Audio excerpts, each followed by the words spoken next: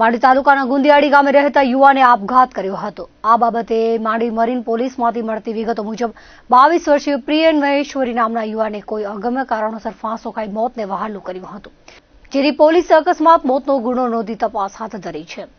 જ્યારે ગાંધીધામના ભારતનગરમાં બીમારીથી કંટાળીને યુવાને આપઘાત કર્યો હતો। એ ડિવિઝન પોલીસમાંથી મળતી વિગતો મુજબ ભારતનગરના કૈલાશનગરમાં રહેતા 40 વર્ષીય કિશોર પિતરિયાને બીમારી હતી, જેનાથી કંટાળીને પોતાના ઘરે એસિડ પી લીધું હતું, જેને સારવાર માટે હોસ્પિટલ લઈ જતા સારવાર દરમિયાન મોત થયું હતું। બનાવ અંગે એ ડિવિઝન પોલીસે અકસ્માત મોતનો ગુનો નોંધી તપાસ હાથ ધરી છે। તો સામખિયાળી ખાતે ઓરેવા કંપનીની ટાઉનશીપમાં રહેતા ઓરિસ્સાના 26 વર્ષીય રમગર તરાઈ નામના યુવાને આત્મઘાતી પગલું ભર્યું હતું। પોતાના ઘરે ફાંસો ખાઈને જીવન લીલા સંકેલી હતી। તેઓને હોસ્પિટલમાં ખસેડાતા સારવાર દરમિયાન મોત થયું હતું, જેથી સામખિયાળી પોલીસે તપાસ હાથ ધરી છે।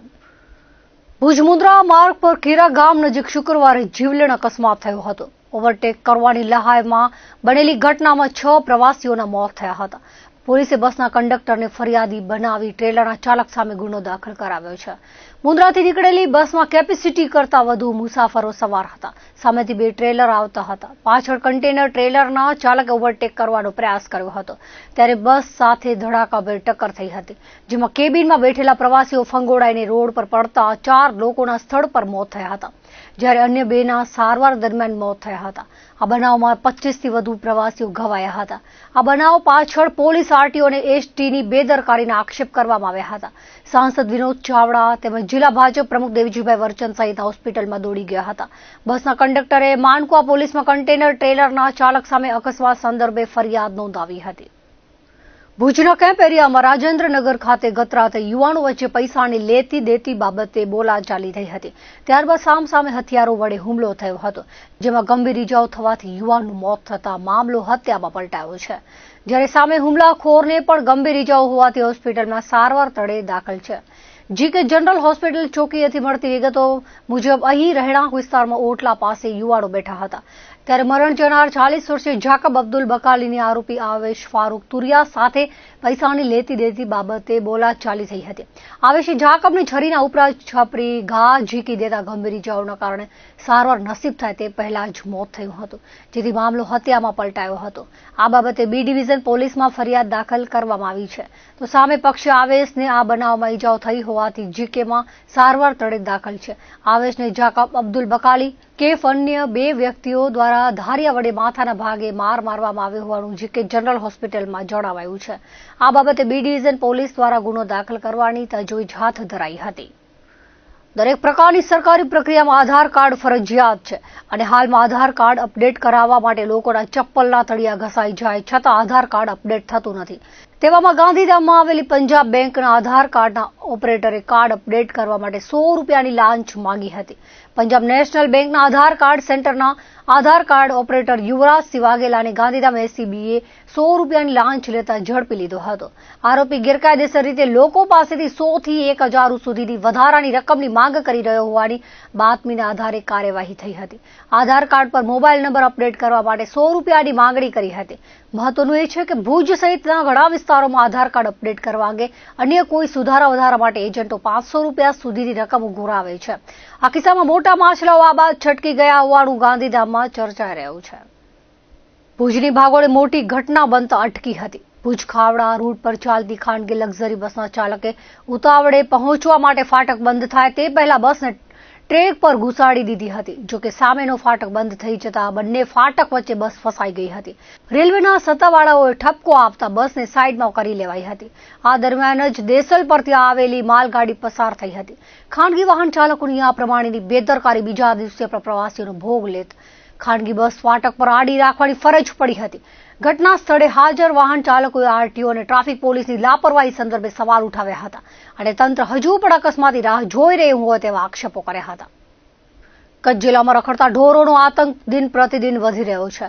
રોડ કે શહેરી વિસ્તારમાં આખલાના દ્વંદ્વ યુદ્ધથી નિર્દોષ લોકો ભોગ બની રહ્યા છે, એવામાં આદિપુરમાં આખલાની અડફેટે આવી જતા 3 મહિલાઓને ઈજાઓ પહોંચી હતી। આ મહિલાઓ પોતાના ઘરે પાસે શાકભાજી લેવા માટે ઊભી હતી ત્યારે દોડતા આખલાઓએ તેઓને હડફેટમાં લીધા હતા, જેમાં 3 મહિલાઓને ઈજાઓ પહોંચતા સારવાર માટે ખસેડાઈ હતી। ઉલ્લેખનીય છે કે કચ્છમાં રખડતા ઢોરોનો ત્રાસ વધી રહ્યો છે। હજુ પણ કોઈ અન્ય નિર્દોષ લોકો ભોગ ન બને તે માટે તંત્ર દ્વારા આવા રખડતા ઢોરોને પાંજરે પૂરવા માટેની કાર્યવાહી કરવામાં આવે તેવી લોકમાંગ ઉઠી છે। રણ, દરિયો અને ડુંગરની કુદરતી સુંદરતા ધરાવતા કચ્છમાં બેફામ ખનીજ ચોરીના કારણે કુદરતી સંસાધનોનું અસ્તિત્વ જોખમાઈ રહ્યું છે। ખનીજ ચોરી એટલી બેફામ બની છે, ગામડાઓમાં નદીપટ અને સીમાડા ખોદાઈ ગયા છે, પરંતુ શહેરોમાં આવેલા ડુંગરો પણ બેફામ પણ ખોદવામાં આવી રહ્યા છે। ભુજમાં મોટા પીર પાસે આવેલા ડુંગરને દિવસ રાત ખોદીને તેમાંથી માટી અને પથ્થરો ઉસેડવામાં આવી રહ્યા છે, તો સુરલપીઠ મહાદેવ મંદિરની પાછળ ડુંગરો હતા, હાલમાં ડુંગરો અદ્રશ્ય થઈ ગયા છે। આસપાસના રહેવાસીઓ નારાજગી સાથે ખનીજ ખોદનારા પોલીસને ખનીજ મોકલાવી હોવાની વાત કરી અમુક પોલીસના ભ્રષ્ટ તત્વોએ હાલ મોટા પાયે ખનીજ ખનન કરી રહ્યા છે। સુરલપીઠ મહાદેવ મંદિર ડુંગર પર આવેલું છે। પાછળના ભાગે નાના મોટા ઘણા ડુંગરો હતા, પરંતુ બેફામપણે બ્લાસ્ટ કરીને ડુંગરો ખોદી નાખવામાં આવ્યા છે। અહીં દિવસ રાત જેસીબી ચાલુ હોય છે અને માટી અને પથ્થરોનું ખોદકામ થઈ રહ્યું છે। ખનીજ તંત્રના કહેવા પ્રમાણે નજીકમાં નાગોર પાસે નેશનલ હાઈવેનું કામ ચાલુ હોવાથી પરમિટ અપાઈ છે, પરંતુ પરમિટની અંદર ખનન થાય કે બહાર અથવા ગેરકાયદે ખોદકામ નથી થતું ને તે સહિતની બાબતે કોઈ ચકાસણી કરવામાં આવતી નથી। કામ પૂરું થયા બાદ તપાસ કરીને વધારે ખનન કર્યું હશે તો દંડ ફટકારીને સંતોષ માની લેવાશે તેવું ખનીજ વિભાગનું કહેવું છે। પરંતુ હાલમાં જોવા જઈએ તો એક સમયે આખો વિસ્તાર ડુંગરોથી રળિયામણો લાગતો હતો, પરંતુ હવે મંદિર સિવાય ડુંગરો બચ્યા નથી। જો આવું ને આવું રહ્યું તો સુંદરતા વધારતા ડુંગરોનું અસ્તિત્વ ભૂલાઈ જશે। હાલમાં આ વિસ્તારમાં નગરપાલિકાએ પાણીનો મોટો ટાંકો બનાવ્યો છે, તેમજ આસપાસ દબાણો વધી ગયા છે। ગેરકાયદે રીતે મકાન ઉભા કરવા સાથે કારખાનાઓ પણ ચાલતા હોવાનું સૂત્રો જણાવી રહ્યા છે। શહેરમાં હાથલારીવાળો રોડ પર ગાડી ઊભી રાખશે તો તેને કાયદાનું ભાન કરાવાય છે, પરંતુ શહેરની ભાગોળ બેફામપણે ડુંગરો ખોદી નાખવા સાથે દબાણ પ્રવૃત્તિને ઉત્તેજન મળ્યું છે તે દિશામાં કોઈ કાર્યવાહી થતી નથી। દરમિયાન મોટા પીર પાસે આવેલા ડુંગરોની પણ આવી જ હાલત છે। દિવસ રાત બ્લાસ્ટ કરી ડુંગરો ખોદવામાં આવી રહ્યા છે અને તેમાંથી માટી અને પથ્થરો ડમ્પરોમાં ભરવામાં આવે છે। કયા વિભાગે મંજૂરી આપી તેની પણ માહિતી નથી। આ વિસ્તાર આખો રહેણાંક છે, છતાં બેફામપણે ખનીજ ખનન પ્રવૃત્તિ થઈ રહી છે। ભુજ ખાણ ખનીજ વિભાગે ફ્લાઇંગ સ્ક્વોડ કે આ દિશામાં તપાસ કરશે કે કેમ તે સવાલ લોકોમાં ઉઠી રહ્યો છે।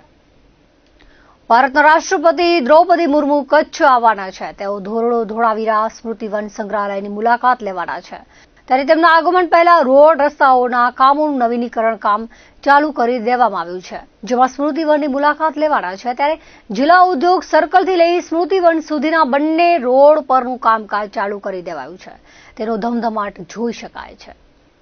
રાજ્ય સરકારના અથાગ પ્રયાસો થકી સરહદી કચ્છ જિલ્લામાં શિક્ષણના સ્તરમાં અવિરત સુધાર થઈ રહ્યો છે। રાજ્ય સરકાર અને જિલ્લા શિક્ષણ તંત્ર દ્વારા કચ્છના બાળકો ઉચ્ચ શિક્ષણ મેળવે અને જિલ્લામાં ડ્રોપ આઉટ રેશિયો ઘટે તે માટે સતત પ્રયત્નો કરવામાં આવે છે, જેની ફળશ્રુતિ રૂપે છેલ્લા થોડા વર્ષોથી કચ્છમાં માધ્યમિક શાળાઓમાં અભ્યાસ કરતા વિદ્યાર્થીઓની સંખ્યા અવિરત વધી છે। જિલ્લા શિક્ષણ અધિકારી સંજય પરમારે વિતેલા 3 શૈક્ષણિક વર્ષના આંકડાઓ સાથે વિગતે વાત કરતા જણાવ્યું હતું કે જિલ્લાની વિવિધ સરકારી ગ્રાન્ટેડ અને ખાનગી માધ્યમિક અને ઉચ્ચતર માધ્યમિક શાળાઓમાં દર વર્ષે વિદ્યાર્થીઓની સંખ્યામાં સતત વધારો થયો છે। ભૂતકાળમાં કચ્છના વિદ્યાર્થીઓ પ્રાથમિક શિક્ષણ પૂરું કર્યા બાદ અભ્યાસ છોડી દેતા હોવાથી ડ્રોપ આઉટ રેશિયો ઊંચો રહેતો હતો, પરંતુ રાજ્ય સરકાર દ્વારા અવિરત પ્રયાસો, વિવિધ શૈક્ષણિક યોજનાઓ દ્વારા સારા પરિણામો મળતા થયા છે। જિલ્લામાં ઉચ્ચ શિક્ષણની ભૂખ ઉગડી છે। શૈક્ષણિક વર્ષ 2022-23માં જિલ્લાના 10 તાલુકાઓમાં ધોરણ 9 થી 12માં કુલ 81,000 જેટલા વિદ્યાર્થીઓ નોંધાયા હતા, જેમાં કચ્છની તમામ સરકારી ગ્રાન્ટેડ અને ખાનગી માધ્યમિક અને ઉચ્ચતર માધ્યમિક શાળાઓનો સમાવેશ થાય છે। તે રીતે આ તમામ શાળાઓમાં વર્ષ 2023-24માં 86,148 અને વર્ષ 2024-25માં કુલ 87,315 વિદ્યાર્થીઓ નોંધાયા હતા। માત્ર સરકારી અને ગ્રાન્ટેડ શાળાઓમાં વર્ષ 2022-23માં 49,872, વર્ષ 2023-24માં 53,373 અને વર્ષ 2024-25માં 53,649 વિદ્યાર્થીઓ નોંધાયા હતા। ઉલ્લેખનીય છે કે સરકારી હાઈસ્કૂલોમાં શિક્ષકોની ઘટ હોવા છતાં માધ્યમિક અને ઉચ્ચતર માધ્યમિક વિભાગમાં છાત્રોની સંખ્યા સતત વધી છે। જોકે જિલ્લાની ખાનગી માધ્યમિક શાળાઓની સરખામણીએ સરકારી અને ગ્રાન્ટેડ હાઈસ્કૂલોમાં વિદ્યાર્થીઓની સંખ્યામાં થયેલા વધારાનો ગ્રાફ નીચો રહ્યો છે। છેલ્લા 3 વર્ષના આપણે વિદ્યાર્થી સંખ્યાના આપણે આંકડાઓ જોઈએ તો ટોટલ આપણા 3 વર્ષના અંદર 2022-23, 23-24 અને 24-25 તો 22-23ના અંદર 81,001 વિદ્યાર્થીઓ આપણા ત્યાં અભ્યાસ કરે 9 થી 12ના અંદર, એ જ રીતે 22-23ની વાત કરીએ, 23-24ની વાત કરીએ તો 86,148 અને 24-25ના અંદર 87,315 વિદ્યાર્થીઓ. એટલે ક્રમશઃ વિદ્યાર્થીઓની સંખ્યા આપણે વધતી જોઈ રહ્યા છીએ. આપણે ફક્ત સરકારી અને આપણી ગ્રાન્ટેડ સ્કૂલની વાત કરીએ તો એના અંદર પણ જે આપણે છેલ્લા 3 વર્ષના આંક જોઈએ તો 49,872 22-23ના અંદર આપણી સંખ્યા હતી. એના પછી 23-24ના અંદર સરકારી ગ્રાન્ટેડના અંદર 53,373 અને એના પછીના છેલ્લા વર્ષમાં 24-25ના અંદર 53,649 વિદ્યાર્થીઓ. એટલે ટોટલી આપણે 3 વર્ષની તુલના કરીએ તો ટોટલી વિદ્યાર્થીઓના અંદર પણ વધારો થયો છે અને સરકારી અને ગ્રાન્ટેડ સ્કૂલના અંદર પણ આપણા વિદ્યાર્થીઓમાં વધારો થયો છે. ઓબીસી અનામતના કારણે 2 વર્ષ જેટલા લાંબા વિલંબ બાદ પૂર્વ કચ્છના વાગડની 2 નગરપાલિકાઓની ચૂંટણી સંપન્ન થઈ છે. 18મીએ જનાદેશ પણ આવી જતા પાલિકાઓનું ચિત્ર સ્પષ્ટ થયું છે. એક સમયે કોંગ્રેસનો ગઢ ગણાતા વાગડ પંથકમાં કોંગ્રેસ નામશેષ થવાની કગારે પહોંચી છે. રાપર નગરપાલિકામાં 7 બેઠક સિવાય કચ્છમાં સ્થાનિક સ્વરાજ્યની ચૂંટણીમાં કોંગ્રેસને ફાળે માત્ર નિરાશા જ રહી છે. કચ્છના પ્રવેશ દ્વાર ભચાઉ નગરપાલિકામાં કોંગ્રેસે સમ ખાવા પૂરતી એકે બેઠક પણ મળી નથી. સ્થાનિક સ્વરાજ્યની ચૂંટણીના પરિણામો જાહેર થયા બાદ હવે સુકાનીઓની પસંદગી માટેની કવાયત ભારતીય જનતા પાર્ટીના મોવડી મંડળે હાથ ધરી છે. વાગડની 2 નગરપાલિકાઓ પૈકી ભચાઉમાં સુધરાઈ પ્રમુખનું પદ રોટેશન અનુસાર પ્રથમ 2.5 વર્ષની મુદ્દત માટે અનુજાતિ માટે અનામત છે, જ્યારે રાપર નગરપાલિકામાં પ્રથમ 2.5 વર્ષ માટે સામાન્ય પ્રમુખનું રોટેશન છે. ત્યારે ભચાઉ અને રાપર નગરપાલિકામાં પ્રમુખ અને ઉપપ્રમુખ તરીકે કોને પદભાર સોંપાશે તેની અટકળોનું બજાર ગરમ બન્યું છે. ભચાઉ નગરપાલિકાની વાત કરીએ તો ભચાઉ નગરપાલિકામાં કોંગ્રેસના સુપડા સાફ થઈ ગયા છે. તમામ 28 બેઠકો ભાજપને ફાળે ગઈ છે. 28 પૈકી 17 બેઠકો ભાજપને બિનહરીફ જ મળી હતી. પ્રથમ 2.5 વર્ષની મુદત માટે ભચાઉ પાલિકાનું પ્રમુખ પદ અને અનુજાતિ માટે અનામત હોવાથી પ્રમુખ તરીકે વોર્ડ નંબર 1 માંથી ચૂંટાયેલા મહિલા ઉમેદવાર ગીતાબેન સામડિયા, વોર્ડ નંબર 2 માંથી ચૂંટાયેલા મહિલા ઉમેદવાર વિમળાબેન સામડિયા અને વોર્ડ નંબર 3 માંથી ચૂંટાયેલા પેથાભાઈ રાઠોડ પૈકી એકનું પસંદગી થશે તેવું સૂત્રો જણાવી રહ્યા છે. શહેર સુધરાઈના ઉપપ્રમુખ પદ માટે ભચાઉ શહેરમાં વિજયસિંહ ઝાલા, ભરતભાઈ પટેલ, પિન્ટુભાઈ ગઢવીના નામ મોખરે ચર્ચાઈ રહ્યા છે. કારોબારી ચેરમેનનું મોભાદાર પદ પણ હાલે ચર્ચાઈ રહેલ ઉમેદવાર પૈકી કોના ફાળે જશે તેવી અટકળો રાજકીય પંડિતો માંડી રહ્યા છે. ભચાઉ નગરપાલિકાની ગત ચૂંટણીમાં ભાજપને 19 અને કોંગ્રેસને 9 બેઠકો મળી હતી. જોકે ત્યારબાદ કોંગ્રેસના 7 જેટલા સભ્યોએ કોંગ્રેસનો સાથ છોડી દઈ ભાજપમાં જોડાઈ ગયા હતા. આ વખતે ભચાઉમાં કોંગ્રેસને પૂરા 28 ઉમેદવાર પણ મળ્યા ન હતા. 17 બેઠકો ભાજપને ફાળે બિનહરીફ મળી હતી. 4 વોર્ડમાં થયેલી ચૂંટણીમાં કોંગ્રેસના તમામ ઉમેદવારોનો પરાજય થયો હતો. ભચાઉ પંથકમાં સક્ષમ નેતૃત્વના અભાવે કોંગ્રેસ હાંસિયામાં ધકેલાઈ હોવાનું રાજકીય સમીક્ષકો જણાવી રહ્યા છે. રાપર નગરપાલિકામાં કોંગ્રેસના એકલવીર લડવૈયા ભચુભાઈ આરેઠિયાની મહેનત થકી 7 બેઠકો કોંગ્રેસને મળી છે. ગત ચૂંટણીમાં કોંગ્રેસને 13 બેઠકો મળી હતી. આ વખતે કોંગ્રેસે બેઠકો 6 ગુમાવી છે. ભાજપાએ ગત ચૂંટણીમાં મળેલ બેઠકોમાં 6નો વધારો કર્યો છે. રાપરમાં ભાજપને 21 બેઠકો સાથે સ્પષ્ટ જનાદેશ મળ્યો છે. રાપર નગરપાલિકામાં પ્રથમ 2.5 વર્ષની મુદત માટે પ્રમુખ પદનું રોટેશન સામાન્ય ક્ષત્રિય કે પાટીદાર વિજેતા ઉમેદવારે પ્રમુખ તરીકેની જવાબદારી સોંપાય તેવી શક્યતાઓ સૂત્રો વ્યક્ત કરી રહ્યા છે.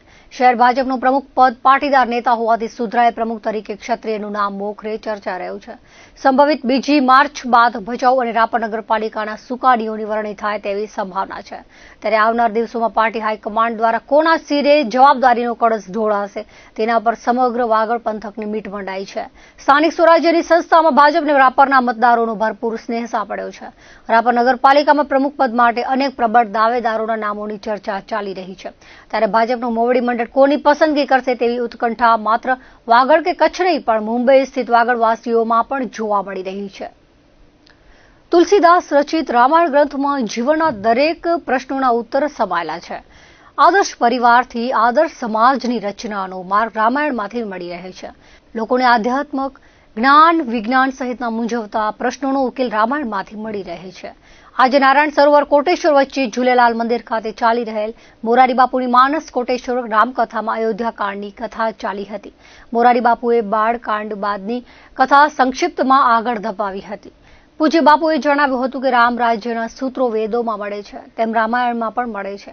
વેદોમાં લખ્યું છે કે જ્યાં 7 વસ્તુ હોય ત્યાં રામ રાજ્યની સ્થાપના થઈ શકે છે. ઋગ્વેદની ઊંચાઈ રામ રાજ્યના સૂત્રો આપે છે. વેદની સપ્તસૂત્રી રામ રાજ્યમાં 7 રત્ન સમાવેશ છે, જેમાં દરેક વ્યક્તિને પૂરતું અને સોમાનભેર ભોજનનો સમાવેશ થાય છે. દેશમાં રામ રાજ્યની સ્થાપના કરવી હશે તો સરકારે વેદના સૂત્રોને અપનાવવા પડશે તેવું પૂજ્ય બાપુએ જણાવ્યું હતું. દરેક ઘટમાં રામ રાજ્ય આવશે તો રાષ્ટ્રમાં રામ રાજ્યની સ્થાપના થશે. દરેક વ્યક્તિને રોટી, કપડાં, મકાન, વિદ્યા મળે ત્યારે રામ રાજ્યની પરિકલ્પના સાકાર થશે તેવું જણાવ્યું હતું. શનિવારની રામકથાના શ્રવણ માટે ખૂબ મોટી સંખ્યામાં ભાવિકો ઉમટી પડ્યા હતા, જેથી કથા મંડપ ટૂંકો પડ્યો હતો.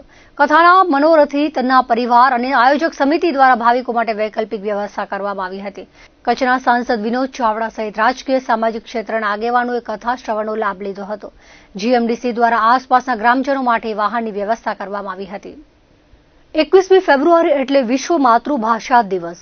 વર્ષ 1999થી દર વર્ષે માતૃભાષા દિવસ ઉજવવામાં આવે છે.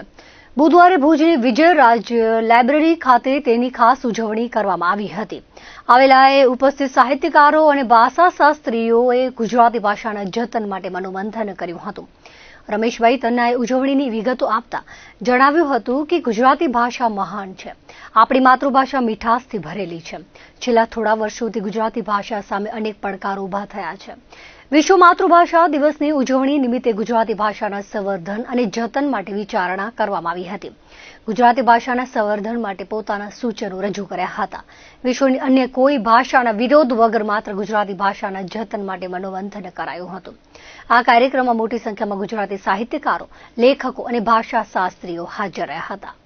સમગ્ર વિશ્વમાં 21મી ફેબ્રુઆરી વિશ્વ માતૃભાષા દિવસ તરીકે ઉજવાય છે. 1999થી ઉજવાય છે અને તમામ માતૃભાષાઓનું જતન થાય, સંવર્ધન થાય એના માટે આ ઉજવણી કરવામાં આવે છે. માતૃભાષા ગુજરાતી એક મીઠાશથી ભરેલી સુંદર ભાષા છે. બીજી બધી ભાષાઓની જેમ માતૃભાષા ગુજરાતીની સામે પણ ઘણા પડકારો ઊભા થયા છે. ત્યારે આજે આપણે બધા ચિંતન કરીએ કે કઈ રીતે આપણે માતૃભાષા ગુજરાતીને પ્રેમ કરીએ, એને આદર આપીએ અને એની સામે જે ભયસ્થાનો છે એને આપણે દૂર કરીએ. વિશ્વની બીજી કોઈ ભાષાનો વિરોધ નથી. અંગ્રેજી ભાષા હોય કે બીજી કોઈ પણ ભાષા હોય, એ બધી ભાષાઓ પોતપોતાની રીતે મહાન જ છે. પણ માતૃભાષા ગુજરાતીને સાચવીને આપણે કઈ રીતે જરૂરિયાત પ્રમાણે બીજી ભાષાઓ શીખીને જીવનમાં આગળ આવી શકીએ એની ચર્ચા આજે આપણે બધાએ કરવી જોઈએ. અને અમે અહીંયા આ પુસ્તકાલયમાં જે વિશેષ કાર્યક્રમ યોજાયો હતો એમાં એ જ ચર્ચા કરી છે. રમેશભાઈ, એક વસ્તુ એવું કહેવાય છે કે જ્યારે પણ માતૃભાષા દિવસ આવે છે ત્યારે તમામ વક્તાઓ, સાહિત્યકારો, લેખકો એક કહેતા હોય છે કે આપણે ભાષાને બચાવવી છે. આ કેટલા અંશે આ દંભ છે, આને દંભ જ કહેવાય. માતૃભાષાને વેચીને પૈસા ના કમાવાના હોય. ઘણા વક્તાઓ તો માતૃભાષા ગુજરાતીની પણ રોકડી કરી લે છે. હા, તમારો વ્યવસાય છે, તમે પૈસા લઈને ચોક્કસ વ્યાખ્યાન આપો, માતૃભાષા વિશે બોલો, એની અમે ના નથી પાડતા. પણ માતૃભાષા એ તો પ્રેમનો વિષય છે, નિસ્બતનો વિષય છે. ભાષા કે સાહિત્યને બચાવવાનું કામ સાતત્યથી કરવું પડે, ધીરજથી કરવું પડે.